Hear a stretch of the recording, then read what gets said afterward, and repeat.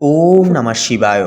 নমস্কার প্রিয় দর্শক বন্ধুগণ, তুলা রাশি তথা তুলা লগ্ন অনুসারে আগামী 2026 অর্থাৎ জানুয়ারি মাসের 1 তারিখ থেকে শুরু করে 7 তারিখের মধ্যে অর্থাৎ প্রথম 7টি দিনের ন্যায় তুলা লগ্নের ক্ষেত্রে আপনাদের তৃতীয় ঘরে চতুর্গ্রহী যোগ সৃষ্টির কারণে এবং ভাগ্যের ঘরে বক্রী বৃহস্পতির কারণে 3টি চমকপ্রদ পরিবর্তন আপনারা লক্ষ্য করবেন। বন্ধুরা, বছরের এই শুরুতে অর্থাৎ এই যে জানুয়ারি মাসের সূচনায় প্রথম দিনে প্রথম তারিখে আপনার ষষ্ঠভাবে কিন্তু অর্থাৎ মীন রাশিতে শনিদেবের অবস্থানও কিন্তু থাকছে এবং নবমভাবে থাকছে বক্রী বৃহস্পতির অবস্থান। এই বিষয়টি কিন্তু আপনাদেরকে এক অদ্ভুত যোগ তৈরি করছে। শনি আপনার কর্মক্ষেত্রে শৃঙ্খলা আনলে পরেও নবম ভাবস্থ বৃহস্পতি ভাগ্যের পূর্ণ সমর্থন পেতে কিছুটা বিলম্ব করাতে পারে বা ঘটাতে পারে। তবে যেহেতু ধনুরাশিতে সূর্য, মঙ্গল, বুধ এবং শুক্রের চতুর্গ্রহী যোগ, যা আপনার তৃতীয়ভাবে অবস্থান করছে বা তৃতীয়ভাবে ঘটছে এই সময়কালে, তাই আপনার সাহস পরাক্রম একান্তই তুঙ্গ থাকবে। তুঙ্গে থাকার কারণে একান্তই কিন্তু আপনারা কোনো কিছু পদক্ষেপ নিতে আপনারা কিন্তু একটিবারও ভাববেন না।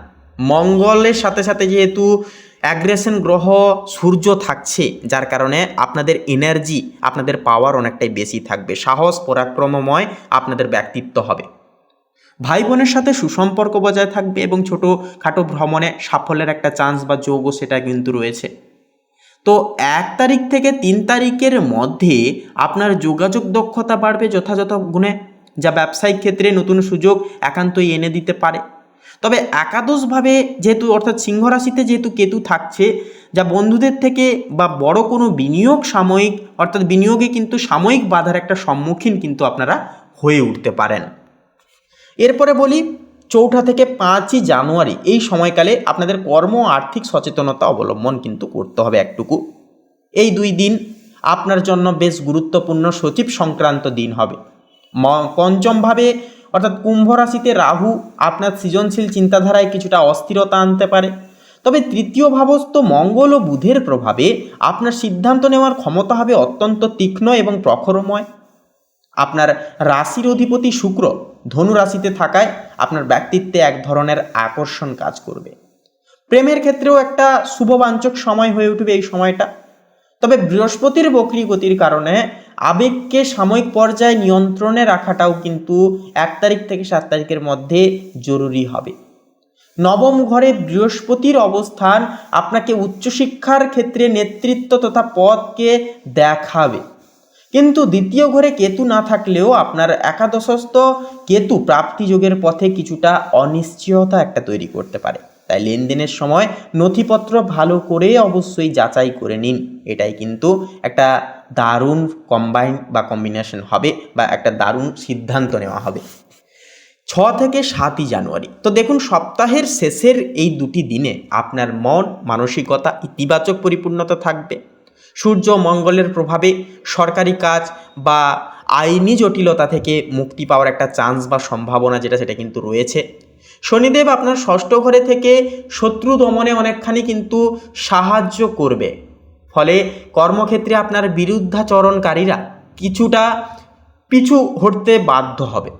মিথুন রাশিতে বক্রী বৃহস্পতি আপনাকে অতীতের কোনো অসমাপ্ত কাজ থেকে বা অসমাপ্ত কোনো কাজ শেষ করার একটা অনুপ্রেরণা যোগাবে, যা পূর্বের কোনো স্থগিত রাখা কাজ এই সময় কিন্তু সম্পূর্ণতা হওয়া শুরু করবে।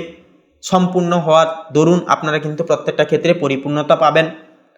শুক্রের শুভ প্রভাবে পরিবারে কোনো মাঙ্গলিক অনুষ্ঠানের একটা আলোচনা হতে পারে।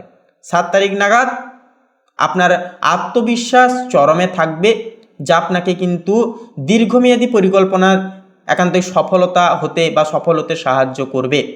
তাই বলবো, চিন্তার কোনো বিষয় নেই। তৃতীয় ভাবস্থ চতুর্গ্রহী যোগ আপনার সাহসিকতা ও উদ্যমকে দ্বিগুণভাবে তীক্ষ্ণময় করবে, দ্বিগুণভাবে বাড়িয়ে দেবে। এটি আপনার জীবনের শ্রেষ্ঠ সম্পদময় সময় হবে এই সপ্তাহে বা এই সময়কালে।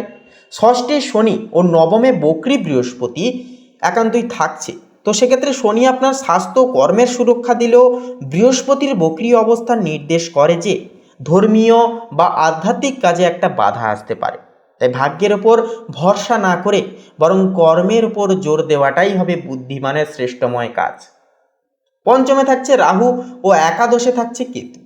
এই অবস্থানটি আপনার শেয়ার বাজার বা লটারির মতো ফাটকা কারবারে ঝুঁকি না নেওয়ার পরামর্শ দিচ্ছে। রাহু আপনাকে একান্তই আপনার বুদ্ধিকে বিভ্রান্ত করতে পারে, তাই বড় কোনো বিনিয়োগের আগে অভিজ্ঞ ব্যক্তিদের অবশ্যই পরামর্শ নেওয়াটাও কিন্তু যথাযথভাবে সাধিত হবে। আপনি যদি এই সময়কালে ধৈর্য ধরে এগোতে পারেন বা এগিয়ে যেতে পারেন, তবে শনির শৃঙ্খলা এবং সূর্যের তেজ আপনাকে এই সপ্তাহের শেষে এক অনন্য উচ্চতায় পৌঁছে দেবে। পারিবারিক ক্ষেত্রে শুক্রের শুভ স্থিতি প্রভাব বজায় থাকবে, যে কোনো ক্ষেত্রে আপনারা উন্নতি লক্ষ্য করবেন যথাযথভাবে। বন্ধুরা, তাই বলি, গ্রহ নক্ষত্র আমাদেরকে সর্বদাই পথ দেখায়, কোন পথ ধরে হাঁটলে ভালো হবে, কোন পথ ধরে হাঁটলে খারাপ হবে। তবে সম্পূর্ণ চলার দায়িত্বটা কিন্তু আমাদের। সেক্ষেত্রে বলি, অবশ্যই গ্রহ নক্ষত্রের বিশেষ কিছু নির্দেশিকা মানুন এবং নিজেদের আপনারা কর্মে একান্তই মনোযোগ বেশি বেশি করে দিন, কারণ কর্মই হবে শ্রেষ্ঠতম সাপোর্ট পরবর্তীকালের। আপনারা যদি কর্মকে ভালোবেসে করেন, কর্মকে যদি নিষ্ঠা সহকারে ডেডিকেশন মাফিক সময় মাফিক যদি করেন, তাহলে বলবো কোনো গ্রহ দোষ বা কোনো নেগেটিভ বা খারাপ গ্রহ আপনাদের ক্ষেত্রে কিন্তু খুব একটা নেতিবাচকতা আনতে পারবে না। তাই বলবো, নিজেদের কর্ম ঠিক রাখুন, প্রতিদিন একটুকু মেডিটেশন করুন, একটুকু প্রকৃতির সঙ্গে সময় কাটান, মানসিক স্থিতি বজায় থাকবে। মন ভালো থাকলে শরীর ভালো থাকবে, শরীর ভালো থাকলে প্রত্যেকটা কাজে সুস্থাপকতা একান্তই কিন্তু আনতে পারবেন। আপনারা কিন্তু প্রতিষ্ঠিত হতে পারবেন প্রত্যেকটা কাজকর্মে।